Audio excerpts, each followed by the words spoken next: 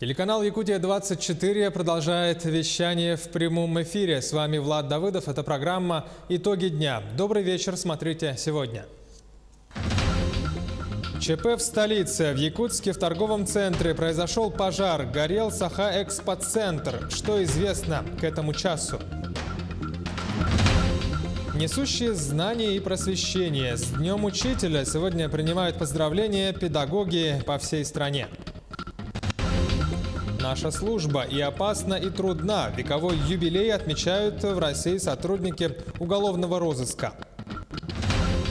В ногу со временем в Ленской ЦРБ закупили современный рентген-аппарат. Насколько теперь будет лучше работать местная хирургия? Обучиться и пойти работать в Алроса. Работники удачнинского комбината проходят обучение по разным специальностям. Они поедут на Верхнемунское месторождение.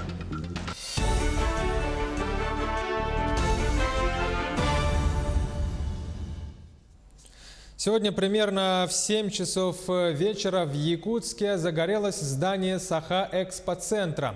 Это достаточно новый торговый центр, находится по улице Ярославского, введен в конце прошлого года. По данным, в здании зарегистрировано 49 организаций. Насколько сильный случился пожар? Все ли успели выбраться вовремя из горящего здания? Что известно к этой минуте? Все последние подробности этого ЧП у нашего корреспондента Саргаланы Захаровой. Она сейчас находится на месте событий. Саргалана, добрый вечер. Ты в прямом эфире. Да, Влад, здравствуй. Мы сейчас находимся перед зданием Саха-Экспоцентра. К 8 часам вечера огонь полностью потушили. Здесь работали как минимум 8 нарядов пожарных. Как сообщают нам в МЧС, возгорание началось между 2-м и 3-м этажами около 7 часов вечера. В это время торговый центр все еще работал, и внутри здания находились посетители и сотрудники. Все, услышав сигнализацию, успели самостоятельно покинуть здание. Сообщения о жертвах и пострадавших нет. Давайте послушаем, что говорят сами очевидцы о происшествии. Загорелось, и русский народ подумал, что типа прокатит, не прокатило. Ну там сработала пожарная сигнализация? Да, она сработала. Звуки были, что тревога там, да? Ну, были, конечно. И люди начали выходить. А потом, когда я пыталась вещи свои забрать, я не успела. А пожар где произошел? Ну, я не знаю, видимо, 3-й этаж, я не в курсе. То есть чувствовали как-то запах гари? Потом, уже под конец, когда уже выбежали. Поэтому, как бы, вот и все. То есть, в принципе, паника началась уже потом, под конец, когда уже все практически вышли. Представители центрального управы просто приехали сюда, чтобы узнать обстановку. И что говорят участники? Ну, главное то, что жертв нету, и хорошо, что все обошлось. Вот, да. А так, ну, дальше уже будут разбираться, что там случилось. Ну, говорят, там ремонтные работы проводились, поэтому, может быть, как-то с этим связано. Но уже это специализированные службы будут этим заняты. Пожарные наряды уже уехали, но оцепление все еще стоит. Участок Курашова от улицы Ярославского до проспекта Ленина закрыт для проезда автомобиля. Я напомню, что еще в мае этого года торговый центр временно закрывали судебные приставы из-за множественных нарушений пожарной безопасности. Давайте послушаем, что прокомментировал нам управление МЧС Республики. В 19:05 на службу 01 поступила информация, что по адресу Ярославского, дробь 1, в здании Саха-Экспоцентр на 3-м этаже открытое горение. Первое пожарно-спасательное подразделение прибыло через 5 минут. Из здания были эвакуированы 120 человек. Пострадавших и погибших нет. В 20 часов объявлена полная ликвидация пожара. К ликвидации привлекались силы и средства Якутского пожарно-спасательного гарнизона в количестве 51 человека и 13 единиц техники. Избежать жертв среди посетителей позволило своевременное прибытие пожарно-спасательных расчетов, а также сработка систем противопожарной защиты здания.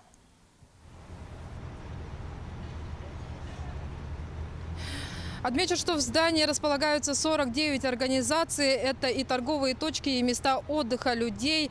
Сейчас в здание никого не впускают. Правоохранительные органы работают в помещении, где произошло возгорание, и общаются с очевидцами и собственниками помещений. Пока у меня на этом все. Влад. Спасибо. На прямой связи с нашей студией была наш специальный корреспондент Саргалана Захарова с последней информацией о пожаре в торговом центре «Саха-Экспоцентр» в Якутске. К другим новостям. Сильный снег и ветер до 16 метров в секунду ожидается завтра на территории Алданского и Нерюнгринского районов. Возможны отключение электроэнергии, затруднение движения на федеральной трассе Лена, Алдан, Нерюнгри. Работы по линии фонда капитального ремонта до сих пор не завершены. В доме по Ярославского 30/1 жильцы дома недовольны. Напомним, в июле начался плановый ремонт всех инженерных сетей в этом объекте. Отопительный сезон в столице, как известно, начался 4 сентября. В этот же дом тепло поступило только 24 сентября. Работы, как сообщается, затянулись из-за безответственности подрядных организаций. Сейчас у нас проводится проверка управления Госстройжилнадзора по поводу жалоб жильцов. Жалоб у нас, конечно, немало. То, что не установлены регистры, присутствуют течи, не до конца не тепло дома, не до конца все сделано. В итоге проверки будет выписано предписание. Подрядная организация должна будет отрабатывать, все делать, устранять все течи, монтировать регистры. По поводу сроков никаких точных дат не могу сказать, но подрядная организация торопится. В Нерюнгри проходят итоговые собрания собственников домов для участия в программе поддержки местных инициатив на 2019 год. Свое желание участвовать в этих проектах изъявили 6 городских дворов. Из них комиссия выберет 3, которые направят на рассмотрение в Минфин региона. Положительный пример участия Нерюнгри в программе уже есть. В этом году открыты детские и спортивные площадки в нескольких дворах. Конечно, отрадно то, что увеличилась субсидия, выделяемая из государственного бюджета. Если в 2018 году она составляла 1,5 миллиона, то в этом году 3 миллиона. Поэтому у нас появится возможность больше охватить, именно не только устроить, скажем, спортивную площадку, но и благоустроить и парковочное место, и какие-то тротуары, дорожки, то есть в комплексе сделать. Региональные службы занятости начнут оказывать консультации россиянам по вопросам возможности трудоустройства на предприятиях Дальнего Востока. Об этом сообщили в пресс-службе Роструда. Руководители ведомств подписали дорожную карту, которая предусматривает проведение в 14 российских регионах мероприятий по информированию людей, обращающихся в центры занятости. Речь о возможности трудоустройства на дальневосточных предприятиях. Сотрудники центров занятости обеспечат поиск рабочих мест в соответствии с образованием соискателя, опытом работы, навыками и пожеланиями, помогут при необходимости составить резюме и организуют непосредственно общение с работодателем. В проекте будут участвовать 11 дальневосточных компаний, в их числе Мерси Агро Приморье, Рус Агро Приморье, Владивостокский морской торговый порт, Доброфлот, Амурский судостроительный завод, компании Золото Селегдара, Якутская энерго и многие другие. Более 600 сельчан в Якутии трудоустроились в промышленных компаниях. Сегодня в проекте под названием «Местные кадры в промышленность» участвуют 20 компаний. В этом году в рамках проекта трудоустроились 2882 человека, из них жителей сельской местности 636 человек, а молодежи 1126 человек. Как сказал председатель Госкомзанятости населения Якутии Степан Москвитин, на основе государственно-частного партнерства формируются благоприятные условия для трудоустройства местных трудовых кадров в промышленные предприятия. Компании, в свою очередь, получают подготовленные и обученные кадры. Работники Удачнинского комбината проходят обучение по разным специальностям. Среди них и те, кто отправится на Верхнемунское месторождение.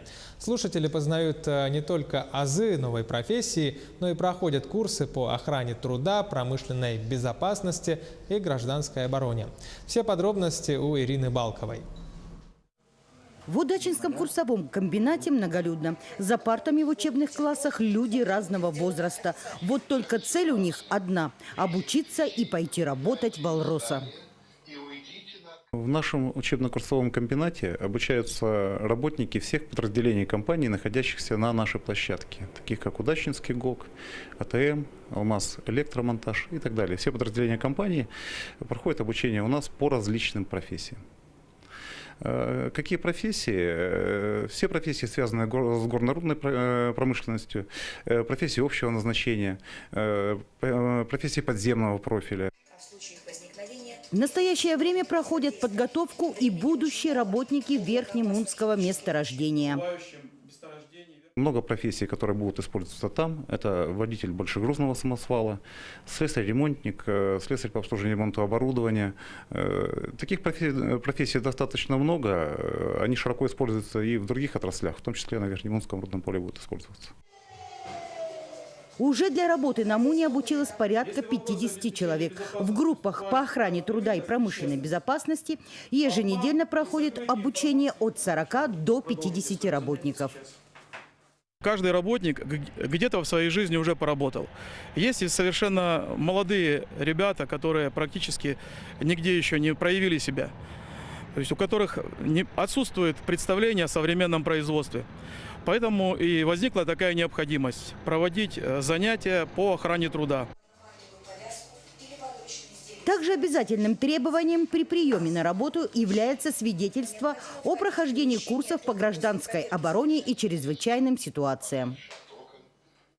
Это в основном специалисты и работники, которые будут работать на ГДК в Верхнемунском месторождении, ну и те, кто в других также будет цехах работать, то есть это возможно и фабрика, и рудник, также и практиканты, которые будут обучаться, ну, и также стажировку проходить на данных, так сказать, цехах Удачинского ГОКа. Через 2 года Удачинский курсовой комбинат отметит свой 40-летний юбилей. Для учебного заведения это достаточно серьезный путь. За 38 лет своего существования из его стен выпустилось около 50 тысяч квалифицированных специалистов, которые успешно работают в «Алроса». Ирина Балкова, Денис Сиротин, телеканал «Алмазный край». Ленские энергетики завершают ремонтную кампанию. Сообщается, что проведенные работы повысят надежность энергоснабжения потребителей в осенне-зимний период. На линии электропередачи «Городская Терепелидуй» произведен осмотр и протяжка болтовых соединений. Также объем работ, замена опор и их деталей выполнен на распределительных сетях. По плану ремонтные работы должны завершиться в начале ноября. Исполнение пунктов перечня поручений главы Якутии Айсена Николаева по итогам выездного совещания в Сунтарском Улусе по вопросу загрязнения водных объектов рек Ирелях, Малая Батобья и Вилюй рассмотрели сегодня в правительстве. Напомним, поручения членам Кабинета министров, главам муниципальных образований, хозяйствующим субъектам даны Айсеном Николаевым месяц назад. ИО вице-премьера Денис Белозеров отметил, что за прошедший период министерствами, районами компании «Алроса» проведена огромная работа по ликвидации и устранению последствий загрязнения вышеназванных водных объектов. В частности, Министерством экологии проведены оперативные рейдовые обследования указанных водных объектов на территориях Мирнинского района, Вилюйской группы улусов, ежедневный лабораторный контроль качества воды, в том числе в черте населенных пунктов Крестях, Сунтары, Нюрба, Верхневилюйск и Вилюйск. Ну а на санитарно-гигиенические и микробиологические показатели было исследовано 66 проб, которые полностью соответствовали требованиям санитарного законодательства. Руководитель республики Айсен Николаев подписал указ о наделении постоянного представителя Якутии при президенте России в Москве Андрея Федотова статусом первого заместителя председателя правительства республики. Также своим указом глава республики назначил бывшего заместителя мэра Якутска Дмитрия Садовникова министром жилищно-коммунального хозяйства и энергетики республики Саха-Якутия. Сейчас короткая пауза, меньше 1 минуты. Оставайтесь с нами и смотрите во второй части программы «Итоги дня». В ногу со временем в Ленской ЦРБ закупили современный рентген-аппарат. Насколько теперь будет лучше работать местная хирургия? Несущие знания и просвещение с Днем Учителя сегодня принимают поздравления педагоги по всей стране и республике. Наша служба и опасный труд на вековой юбилей отмечают в России сотрудники уголовного розыска МВД. Мы продолжаем прямой эфир. Это программа «Итоги дня». С вами Влад Давыдов. Продолжаем выпуск. В Ленской центральной районной больнице закупили современный рентген-аппарат. Новое оборудование закупили по целевой программе за счет денег районного бюджета. Насколько теперь лучше будет работать местная хирургия, рассказывает наш корреспондент Анна Кожевникова.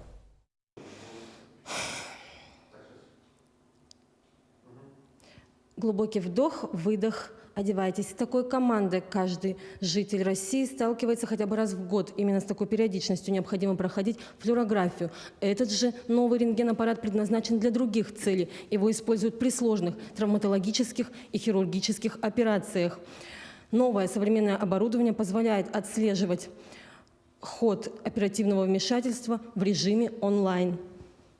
Новый рентген-аппарат в хирургическом отделении Ленской районной центральной больницы дает возможность, например, вводить интермодулярный штифт, благодаря которому заживление перелома будет происходить быстрее, и пациент раньше сможет вернуться к обычной жизни. Буквально вчера молодой врач-травматолог-ортопед Петр Егоров провел операцию по установке пластины Вячеславу Галимову.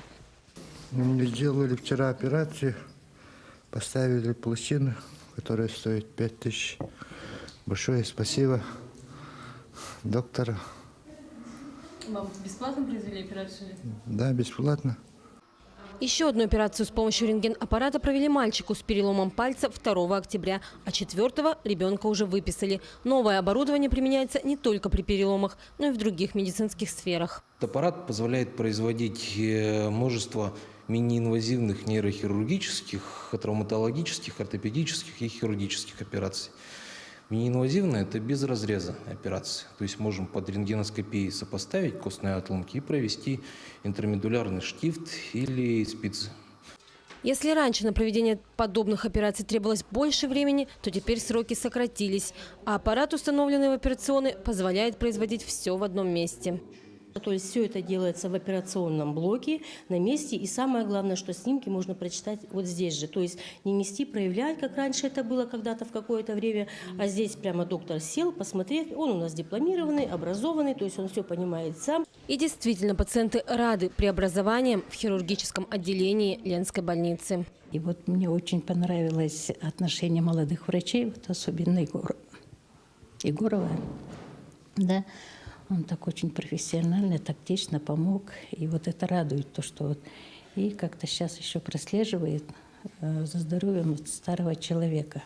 Это дорогостоящее оборудование было приобретено по муниципальной целевой программе за счет районного бюджета. Программа рассчитана на 5 лет. В ближайшие годы планируется закупить другое необходимое оборудование для хирургического отделения и не только. Анна Кожевникова, Виталий Андреев, Ленск.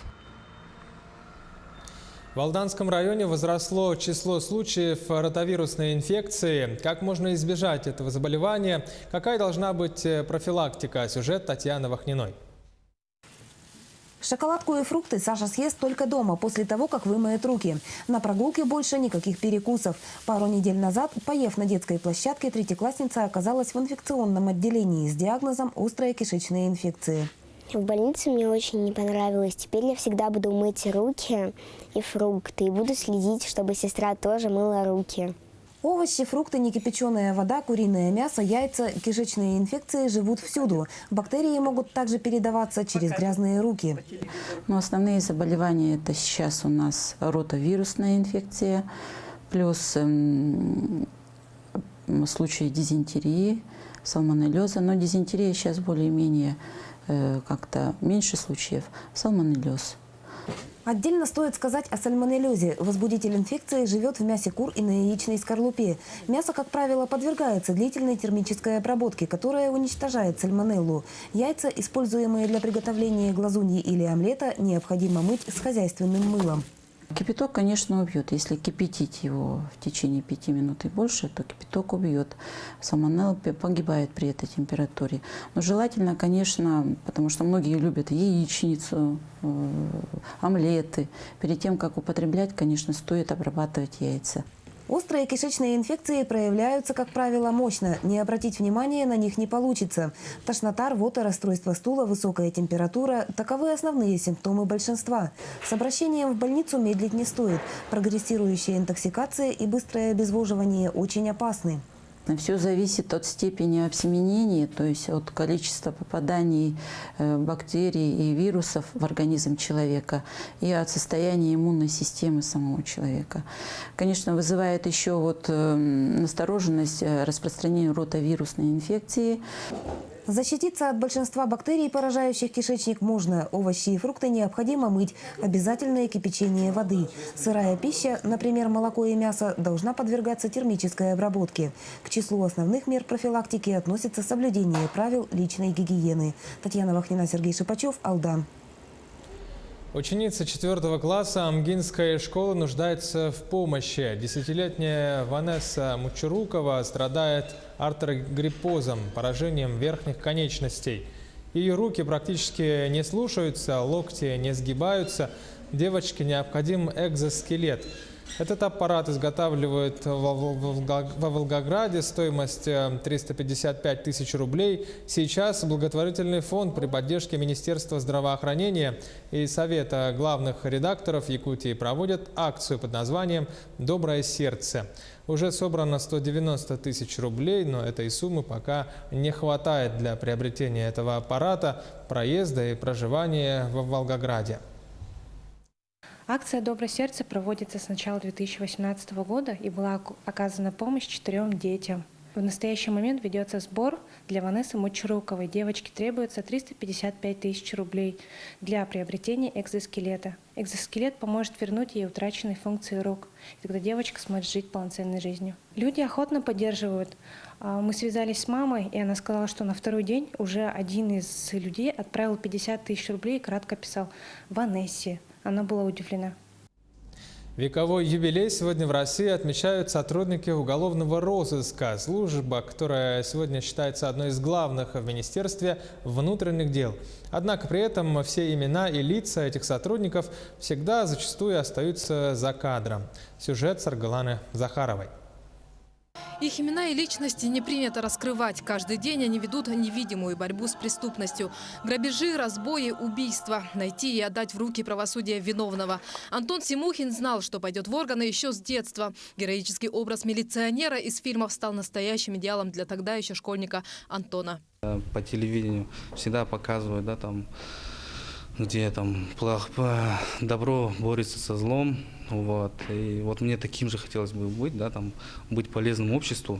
После школы поступил в юридический, а дальше армия. 6 лет назад начал работать в уголовном розыске. Приходится сталкиваться с самыми разными делами и людьми. Важно быть не только сильно физически, но и крепким духом. Конечно, каждому человеку свой подход.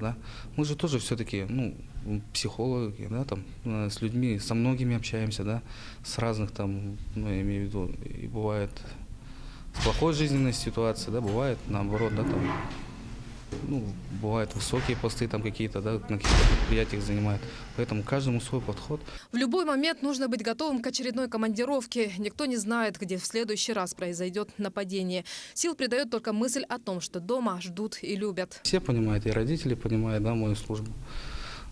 И даже друзья у меня есть, с гражданской службы. Они все понимают, какая у меня работа, с какими я сложностями, сталкиваюсь. Поэтому, все нормально. Подробно говорить о своей личной жизни наш герой отказался. В уголовном розыске эта тема, как говорится, нон-грата. Уж слишком высок риск спровоцировать недоброжелателей. А их немало, ведь на пути и были, и будут еще не раз встречи с людьми, для которых жизнь человека ничего не стоит.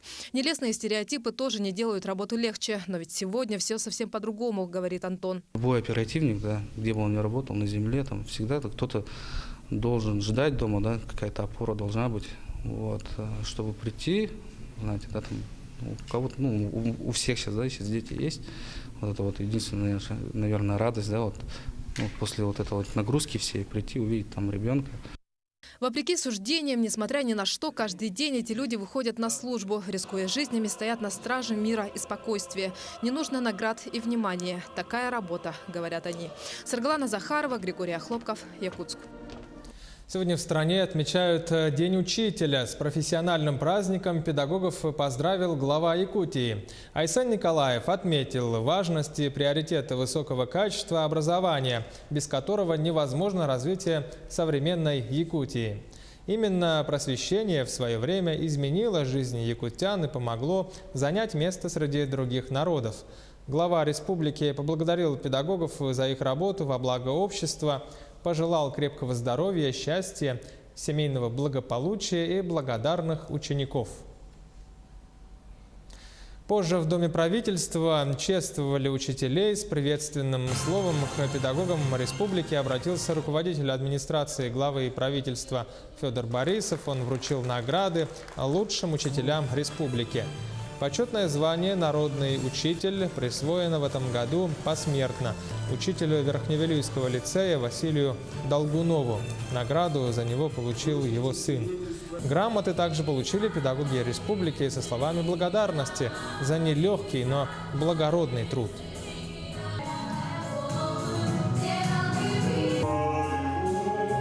В местности я уже работаю уже 38-й год, и наши дети вот в сельской местности отличаются тем, что они приучены к труду. Я горжусь своими учениками, они работают в разных областях, в медицине, в сфере образования.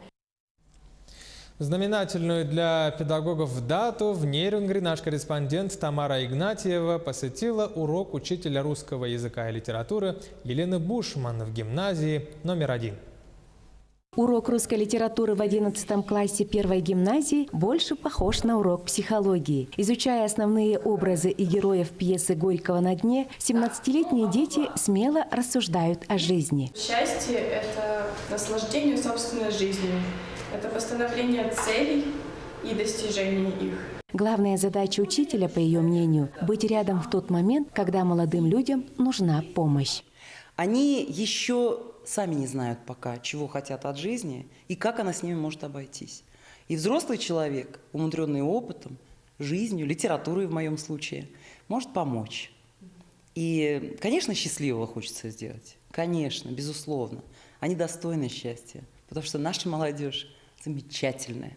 Выпускница Иркутского педагогического института безмерно благодарна своим высококлассным педагогам и считает большим везением, что еще со школы ее окружали прекрасные учителя. Теперь же свои знания и опыт Елена Бушман передает своим ученикам. Она рассказывает о литературных фактах так интересно и захватывающе, что ты, даже не прочитав произведение, можешь составить мнение о нем. Уроки литературы Елена Анатольевна переносит нас во времена великих авторов, их написанных произведений. Мы вместе с ними проживаем их жизни. Я очень рада, что мы пришли к ней. Великий и могучий Елена Бушман преподает вот уже больше 30 лет. Опытный руссовед по праву гордится своими выпускниками, 5 из которых с легкостью набрали 100 баллов по ЕГЭ.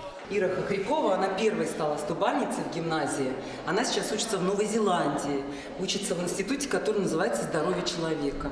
То есть она будет не врачом, она будет ученым, исследующим гены, разные искать лекарства, будет умница большая. Коллеги по цеху высоко ценят труд своего работника и считают Елену Анатольевну профессионалом своего дела. Это интереснейший человек сам по себе. Я думаю, что такие люди не просто вот работают, они являются вот просто органической частью нашего коллектива, они заряжают весь коллектив. Если вы слышали, какие литературные гостиные проводит она, то видно, насколько вот она вкладывается в своих учеников, насколько они любят литературу. Но она у нас как светоч. «Люди – это то, ради чего стоит жить», – говорит она. И, вдохновляясь от них, учительница русского языка и литературы на досуге любит писать стихи. Не просто жизнь взахлеб прожить, с души сдирая боль коросту. И просто быть совсем непросто. Хотя печальнее не быть. Тамара Игнатьева, Сергей Козюра, Нерингри. Таковы итоги дня. Оставайтесь на канале Якутия 24 и будьте всегда в курсе. Хороших выходных!